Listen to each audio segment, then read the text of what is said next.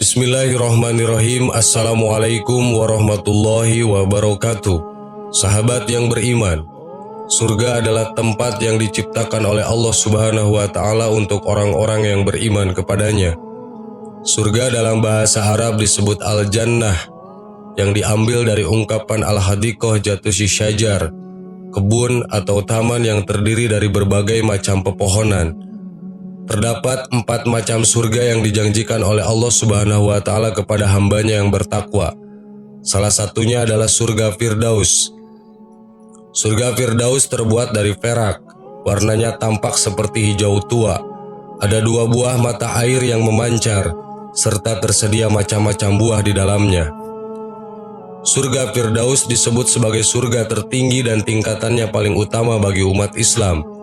Dari Anas bin Malik radhiyallahu an, Nabi Muhammad SAW bersabda, Firdaus adalah surga yang paling tinggi, yang paling bagus, dan yang paling afdol atau utama. Hadis riwayat Tirmidzi dan disahihkan oleh Al-Albani.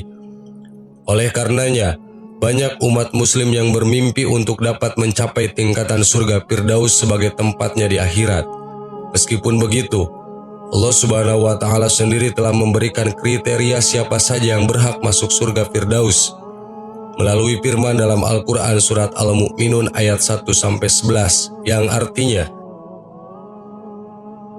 sesungguhnya beruntunglah orang-orang yang beriman, yaitu orang-orang yang khusyuk dalam sembahyangnya, dan orang-orang yang menjauhkan diri dari perbuatan dan perkataan yang tiada berguna, dan orang-orang yang menunaikan zakat, dan orang-orang yang menjaga kemaluannya kecuali terhadap istri-istri mereka atau budak yang mereka miliki, maka sesungguhnya mereka dalam hal ini tiada tercela.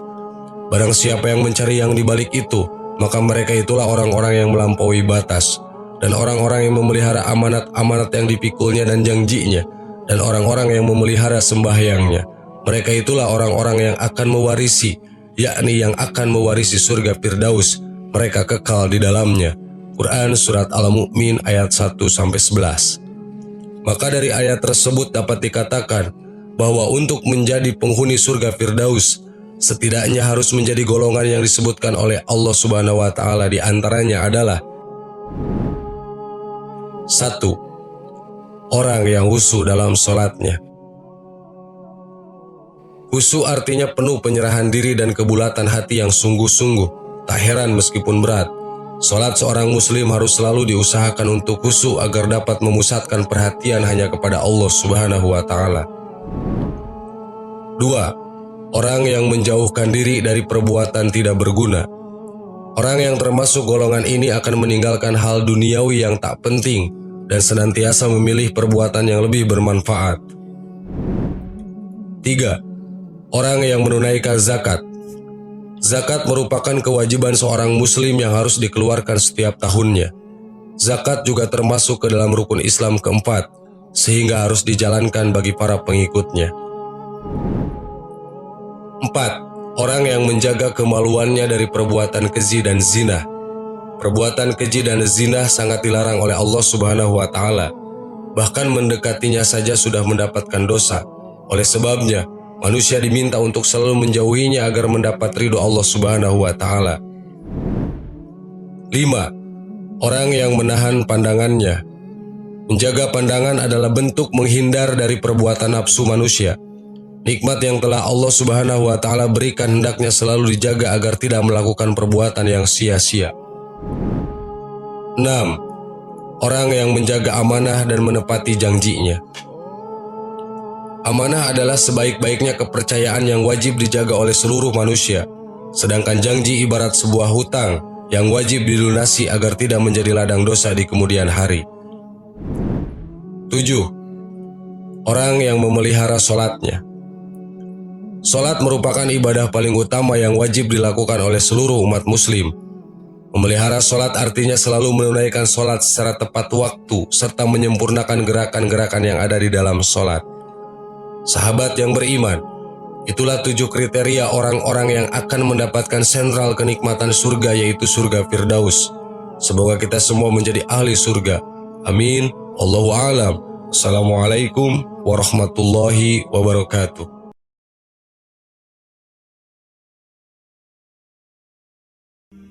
Bismillahirrahmanirrahim. Assalamualaikum warahmatullahi wabarakatuh. Sahabat yang beriman, Rasulullah Shallallahu Alaihi Wasallam dalam sebuah hadis menyampaikan bahwa kebanyakan penghuni neraka adalah wanita.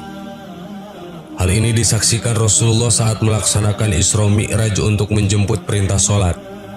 Di sana para wanita dihukum dengan siksaan yang amat pedih sesuai perbuatan saat hidup di dunia. Kondisi ini membuat Rasulullah sangat khawatir terhadap nasib umatnya dari golongan wanita.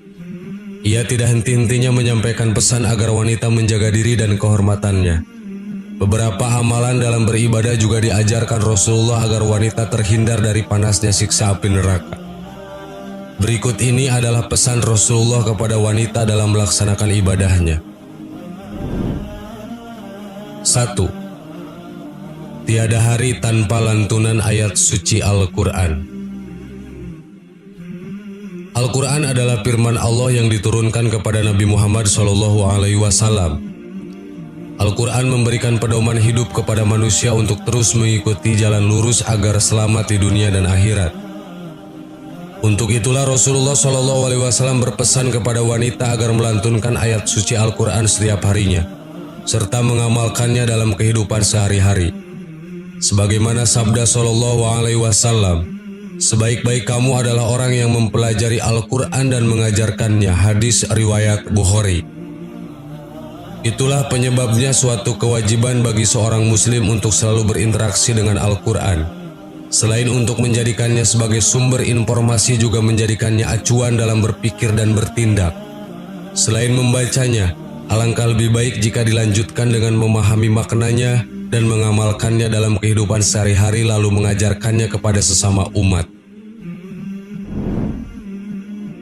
2. Dirikanlah sholat. Sholat merupakan amalan pertama yang akan dihisab pada akhir nanti. Mendirikan sholat dan tidak melalaikannya adalah sebuah kewajiban. Sebab barang siapa yang menentang kewajiban sholat adalah kekafiran yang menyebabkan seseorang harus dibunuh dan masuk ke dalam neraka. Setiap muslim wajib melaksanakan ibadah sholat termasuk wanita, karena sholat itu merupakan cahaya kemenangan yang akan menyinari jalan hambanya di dunia dan di akhirat. 3. Kewajiban wanita menutup aurat dengan sempurna dalam sholatnya. Wanita adalah makhluk yang mulia, oleh sebab itu mereka sangat dijaga oleh Allah Subhanahu wa Ta'ala. Di dalam kehidupan sehari-hari saja mereka harus menutup aurat dari yang bukan mahramnya. Hal ini juga berlaku ketika seorang wanita melaksanakan ibadah sholat. Mereka juga harus menutup auratnya dengan sempurna. Aurat wanita yang sedang melaksanakan sholat adalah seluruh tubuh, kecuali wajah dan telapak tangan, termasuk ke dalamnya punggung tangan dan dalam telapak tangan dari ujung-ujung jari sehingga pergelangan tangannya.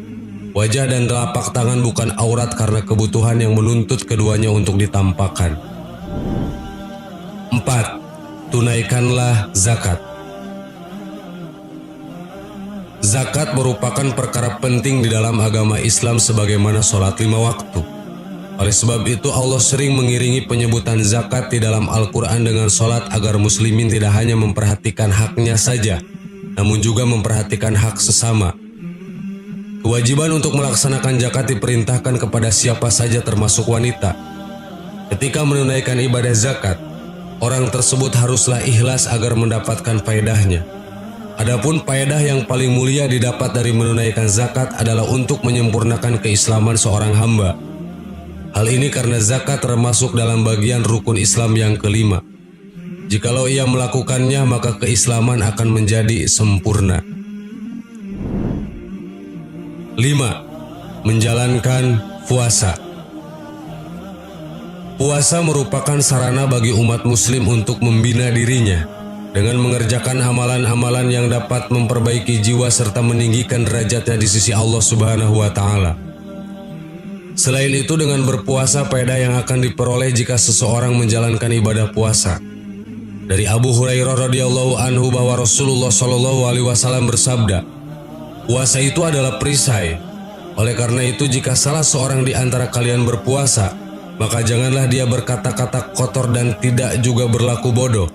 Jika ada orang yang memerangi atau mencacinya, maka hendaknya dia mengatakan, Sesungguhnya aku sedang berpuasa sebanyak 2 kali.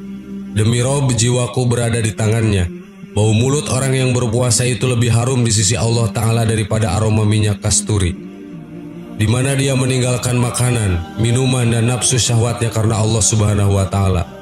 Puasa itu untukku dan aku memberikan pahala karenanya, dan satu kebaikan itu dibalas dengan 10 kali lipatnya.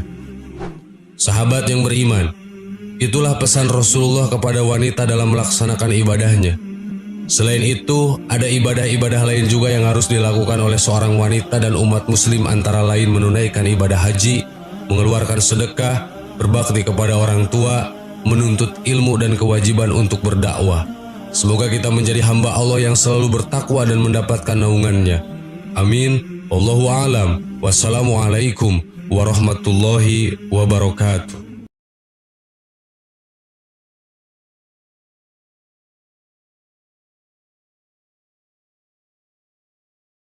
Subhanallah